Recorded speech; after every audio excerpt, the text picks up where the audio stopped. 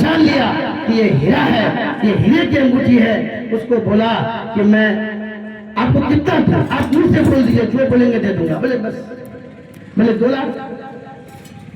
बोले नहीं, बेचनी नहीं है, सिर्फ कीमत लगवानी थी। उसके बाद जब वो दुकान से निकल रहा था, बादशाह का बेटा उसको रोका सुनार में, बोला कि एक काम करो, तुम कितना लोगे? 2 करोड़ दे दूंगा।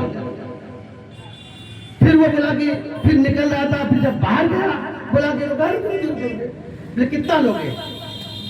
बोले एक काम करो, तुमको जो है ना, मैं अगर 5 करोड़ दे दूं तो दे दोगे? तो अंगूठी बेचने वाला तो बादशाह का बेटा था, उसको तो अंगूठी बेचनी नहीं थी। बादशाह को अपने बेटे को ये सबक देना था कि तुम्हें बेचनी नहीं है, तुम्हें ये खबर बताता हूं, तुम पहले आओ।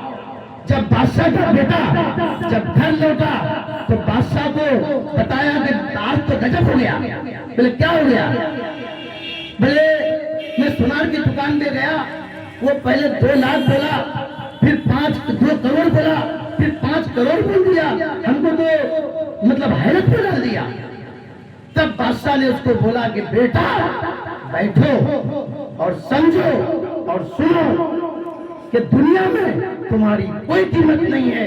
तुम्हारी कीमत अगर है, तुम कहां खड़े हो और किसके साथ खड़े हो, तुम्हारी कीमत वही है। तुम्हारे सामान की कोई कीमत नहीं है, तुम्हारी कोई कीमत नहीं है।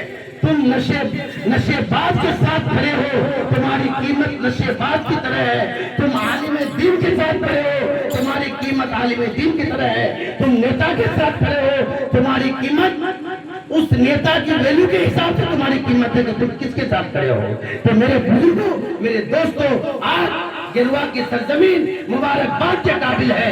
गिरवा की सरजमीन की कीमत बढ़ गई। गिरवा की सरजमीन अब स्कूल की वजह से अब गिरवा की सरजमीन का जो वैल्यू होगा वो हीरे और सोने से तोला जाएगा। मेरा कहने का मतलब ये है बुजुर्गों, आप दोस्त बनाइए, ऐसे को बनाइए जिसकी कीमत हो मार्केट में। आप जगह चुनिए, ऐसी चुनिए आपकी जगह मस्जिद हो। आप मदरसा चुनिए, ऐसे चुनिए जहाँ पे दीन की पढ़ाई होती हो। आप अपने बच्चों की भविष्य को, अपने बच्चों की अगर आप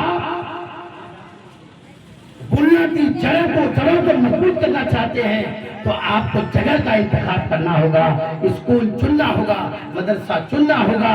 और आपका वैल्यू जगह के हिसाब से, आदमी के हिसाब से, दोस्त के हिसाब से, किसके साथ खड़े हैं उसके हिसाब से आपका वैल्यू है। नहीं तो दुनिया में कोई वैल्यू आपका नहीं।